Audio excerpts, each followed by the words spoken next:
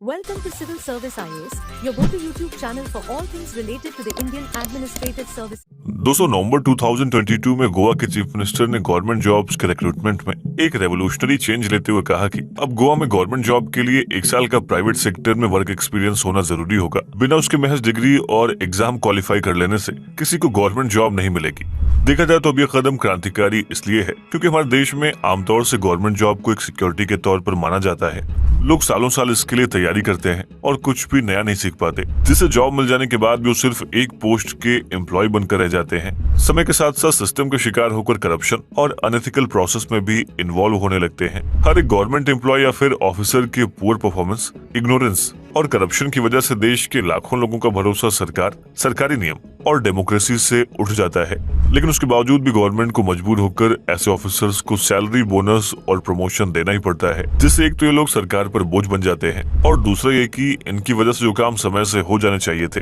वो भी सालों साल पेंडिंग में पड़े रहते हैं। ऐसे में देश का प्राइवेट सेक्टर तो खूब तरक्की कर रहा है, लेकिन पब्लिक सेक्टर इंस्टीट्यूशंस गर्त में गिरते जा रहे हैं। सो आज के इस वीडियो में हम ये देखेंगे कि गवर्नमेंट सर्विसेज में कौन कौन से ऐसे इश्यूज हैं जिनकी वजह से लोग उन पर भरोसा नहीं कर पाते। देश के प्राइवेट सेक्टर का रोल बहुत बड़ा है, लेकिन जब इस ग्रोथ में हम पब्लिक सेक्टर इंस्टीट्यूशंस के रोल को देखते हैं तो ये बहुत ही क्लियरली नजर आता है कि इस ग्रोथ में इंडिया का पब्लिक सेक्टर और गवर्नमेंट सर्विसेज संघर्ष कर रहा है। देखिए, इसलिए देश की इस रैपिड ग्रोथ के लिए कहावत भी चलती है कि India grows at night while the government स्लीप्स, यानी कि भारत रात में तरक्की करता है जब सरकार सो रही होती है। यहाँ पर सरकार का मतलब उसी पब्लिक सेक्टर इंस्टीट्यूशन से है जो सालों से इनकॉम्पिटेंट साबित होती आई हैं। ऐसे में आज गवर्नमेंट जॉब तो किसी सुनहरे सपने जैसा लगता है, लेकिन उसी जॉब के बाद पब्लिक को सर्विस देना किसी की भी प्रायोरिटी नहीं होती है। दोस्तों, भारत में बात बहुत ही कॉमन है कि जैसे ही कोई गवर्नमेंट जॉब एस्पिरेंट सेलेक्ट होकर गवर्नमेंट ऑफिसर बनता है, उसमें इस तरह का एटीट्यूड डेवलप हो जाता है कि आगे के 30 से 35 सालों के लिए उसका कैरियर सिक्योर्ड है, यानी उनके ऊपर कोई परफॉर्मेंस का प्रेशर नहीं होता और न ही उन्हें कोई ऐसे इंसेंटिव का लालच होता है जिसके लिए कुछ नया और इनोवेटिव काम करे, और ना ही वो किसी तरह का एक्सीलेंस भी हासिल करते हैं।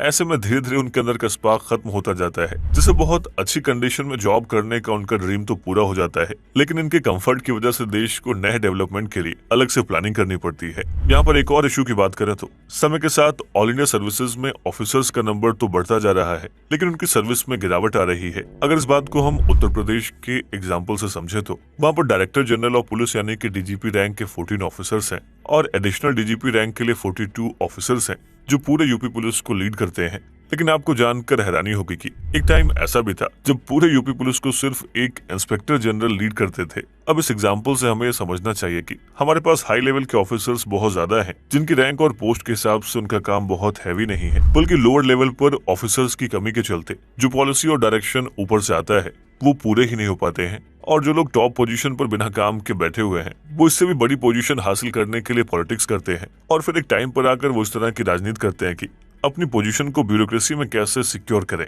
आपको इस बात को समझाने के लिए वर्ल्ड बैंक का एक डेटा दिखाते हैं।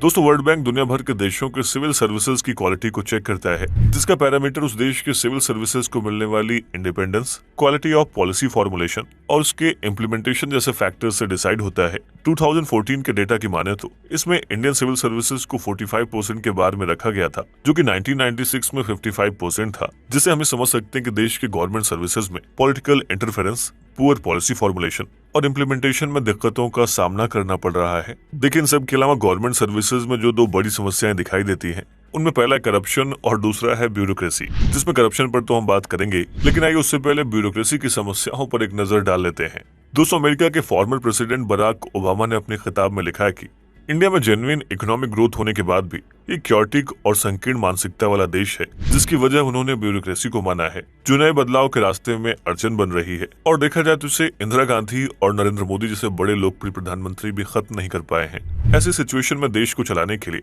कुछ लोगों के पास बहुत सारा पावर आ जाता है और फिर उसी पावर का गलत इस्तेमाल होता है।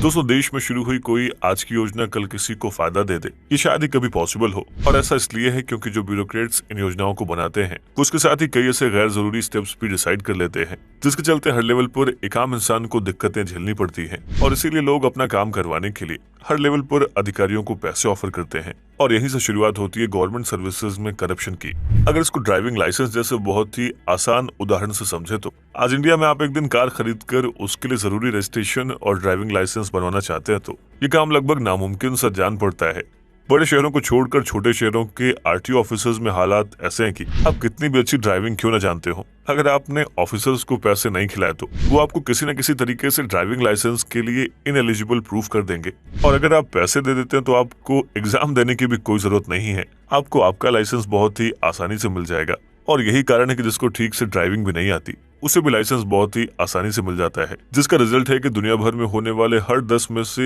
एक रोड एक्सीडेंट डेथ इंडिया में होती है। और दोस्तों ये तो बस एक एग्जांपल है, ऐसे करप्शन आज इंडिया में हर लेवल पर होते हैं। आज के डिजिटलाइजेशन के इस युग में भी गवर्नमेंट ऑफिसर्स करप्शन के लिए लूपहोल्स निकाल ही लेते हैं। आपको जानकर हैरानी होगी कि साल 2022 में सिर्फ सेंट्रल गवर्नमेंट के हर कैटेगरी के ऑफिसर्स और एम्प्लॉयज के खिलाफ लगभग 1,15,203 करप्शन के कंप्लेंट्स रिसीव किए गए थे, जो कि सिर्फ कंप्लेंट्स है। ऐसे न जाने कितने और मामले हुए होंगे जिसमें पैसे की लेन देन हुई होगी और उसके खिलाफ कोई भी कंप्लेन नहीं हुई होगी।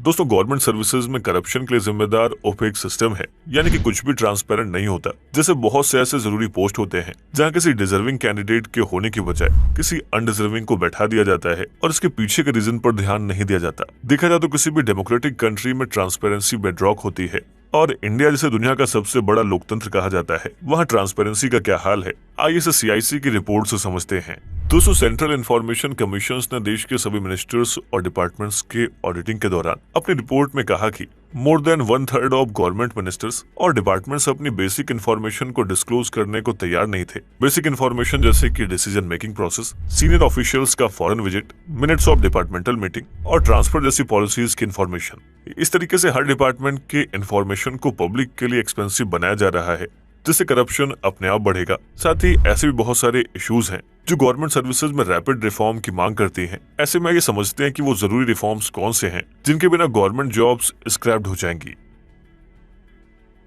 दोस्तों जब से गवर्नमेंट ने साल 2022 में अग्निपथ स्कीम के तहत आर्म्ड फोर्सेस को शॉर्ट टर्म के लिए रिक्रूट करना शुरू किया है, देखा जाए तो उसके बाद से ये बात की जाने लगी है कि ऑल इंडिया सर्विसेज में अग्निपथ जैसी स्कीम्स अपनाई जाए, खास तौर से ब्यूरोक्रेसी में, जिसे अग्निपथ की तरह ही नीति पथ का नाम दिया जाने लगा। वैसे तो ऑल इंडिया सर्विसेज ने बहुत से प्रतिबंधों के अंडर रहते हुए भी बेहतरीन काम किया है, लेकिन उसके बावजूद भी एक रेडिकल रीथिंकिंग जरूरी है। ऐसे में एक्सपर्ट्स का मानना है कि सभी गवर्नमेंट ऑफिसर्स की परफॉर्मेंस को स्ट्रिक्टली रिव्यू करते रहना चाहिए। एक बार जब अपनी सर्विस के 15 ईयर्स कंप्लीट कर ले, उसके बाद जब उनकी सर्विस के 25 ईयर्स हो जाए और फाइनली आफ्टर 30 ईयर्स। लेकिन जैसा कि हमने आपको कहा था कि ये रिव्यू बहुत ही स्ट्रिक्टली होना चाहिए। दरअसल इसका ऑब्जेक्टिव ये हो कि पहले स्टेज के रिव्यू में 25% ऑफिसर्स, सेकंड स्टेज में 10% ऑफिसर्स और थर्ड एंड लास्ट में 5% की छटनी कर दी जाए, जिसके लिए जिम्मेदार उनकी poor performance, charges of corruption और मिसकंडक्ट ऑफ सीरियस नेचर या फिजिकली अनफिट जैसे फैक्टर्स होंगे। दोस्तों इस रिव्यू में हमें ये इंश्योर करना होगा कि ऑफिसर्स को किसी पॉलिटिकल रीजन से विक्टिमाइज नहीं किया जा रहा है। देखा जाए तो इस पीरियोडिक ट्रिमिंग का फायदा ये होगा कि ऑफिसर्स परफॉर्मेंस ओरिएंटेड हो जाएंगे, क्योंकि उन्हें भी इस बात का डर रहेगा कि अगर परफॉर्मेंस खराब रही तो जॉब चली जाएगी, और इसके लिए वो नए स्किल और इनोवेशन को एडमिनिस्ट्रेशन में ऐड करेंगे।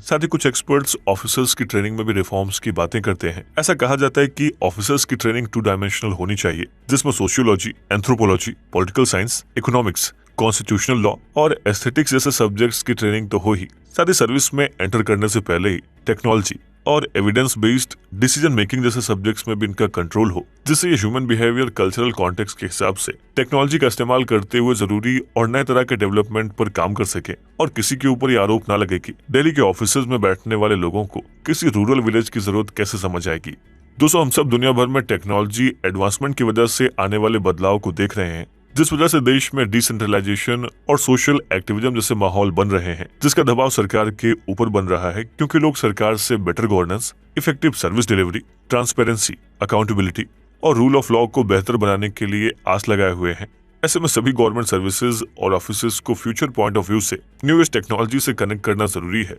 साथ ही ये भी इंश्योर करना कि जैसे कि करप्शन और ओपेक जैसी कंडीशन क्रिएट हो, साथ ही ऑफिसर्स को इस तरह से ट्रेन करना होगा कि वो किसी भी तरह के डेवलपमेंट वर्क के लिए रिजिड रूल्स और रेगुलेशंस के बीच फ्लेक्सिबिलिटी बनाए रखें, जिससे रेड टेपिज्म को ज्यादा से ज्यादा मिनिमाइज किया जा सके। ये बात बिल्कुल साफ है कि देश भर के लाखों गवर्नमेंट एम्प्लॉयज पर एक एक करके काम नहीं किया सकता है। ऐसे में जरूरी है कि देश की टॉप पोजीशन को होल्ड करने वाले लोगों को ही ऐसा तैयार किया जाए जो देश की डेमोक्रेसी के लिए सेंसिटिव बन सके। दोस्तों इंडियन गवर्नमेंट सर्विसेज को थोड़ा और बेहतर करने के लिए ऐसा भी कहा जाता है कि बहुत से स्टेट गवर्नमेंट के ऑफिसर्स को भी उनकी बेहतर परफॉर्मेंस को देखते हुए सेंट्रल गवर्नमेंट और पॉलिसी मेकिंग टीम में इन्वॉल्व करना चाहिए, और ऐसा इसलिए कहा जाता है क्योंकि किसी एक एग्जाम में कम नंबर लाकर स्टेट ऑफिसर बन जाने का मतलब ये नहीं होता कि उनके एक्सपीरियंस और उनके काम करने के तरीके सिर्फ स्टेट के लिए बेहतर होंगे। दरअसल ऐसा करने से जो लोग लैंग्वेज की सुप्रीमेसी के चलते आईएएस या फिर यूपीएससी की जॉब नहीं ले पाते, उनके पास लाइफ टाइम रिग्रेट करने के बजाय अपनी परफॉर्मेंस के बदले ये प्रूव करने का मौका होगी वो भी सेंट्रल गवर्नमेंट सर्विसेज को ज्वाइन कर सकते हैं। देखा जाए तो इस तरीके से स्टेट के ऑफिसर्स में भी बेहतर परफॉर्म करने की होड़ लगेगी। साथ ही सेकेंड एडमिनिस्ट्रेटिव रिफॉर्म्स कमीशन ने सुझाव दिया था कि देश की कुछ सिलेक्टेड सेंट्रल और स्टेट यूनिवर्सिटीज में पब्लिक एडमिनिस्ट्रेशन, गवर्नेंस और पब्लिक मैनेजमेंट के लिए नए कोर्सेज बनाए जाएं, जिनकी बैचलर्स डिग्री के लिए वहां पर अलग से पढ़ाई हो, या फिर एक national institute of public administration बना दिया जाए जहां सिर्फ एडमिनिस्ट्रेशन से रिलेटेड कोर्स की पढ़ाई हो, जिससे देश में पब्लिक एडमिनिस्ट्रेशन को सीरियस लिया जा सके। ऐसे में जो लोग इस कोर्स से ग्रेजुएट होते हैं वो तो डायरेक्ट सिविल सर्विस एग्जाम में बैठ सकते हैं, लेकिन बाकी के कोर्सेज वाले एस्पिरेंट्स के लिए एडमिनिस्ट्रेशन से जुड़ा ब्रिज कोर्स करना मैंडेटरी कर दिया जाए। दोस्तों, कुछ और कम्युनिटीज का रिकमेंडेशन रहा है कि ऐसी टॉप गवर्नमेंट ऑफिशियल्स की पोस्ट पर हमें लैटरल एंट्री का भी ऑप्शन खोलना चाहिए, यानी किसी सेक्टर में कोई इंसान जो स्पेशलिस्ट हो, जिसे ग्लोबली उस सेक्टर से जुड़ी हर तरह के डेवलपमेंट की नॉलेज हो, उसे टॉप पोजीशन पर कुछ समय के लिए या फिर किसी पर्टिकुलर प्रोजेक्ट के लिए रिक्रूट करना चाहिए। देखा जाए तो ऐसी लैटरल एंट्रीज किसी जरूरी प्रोजेक्ट में इनोवेटिव थिंकिंग को प्रमोट करेंगी, जिसके सबसे बड़े एग्जाम्पल के रूप में इन्फोसिस के एक्स सीईओ नंदन निलेकानी है, जिन्हें गवर्नमेंट ने जब कैबिनेट रैंक की पोजीशन ऑफर की तो उन्होंने गवर्नमेंट के साथ मिलकर देश को आधार कार्ड, यूपीआई और जीएसटी जैसे फ्रेमवर्क डेवलप किए।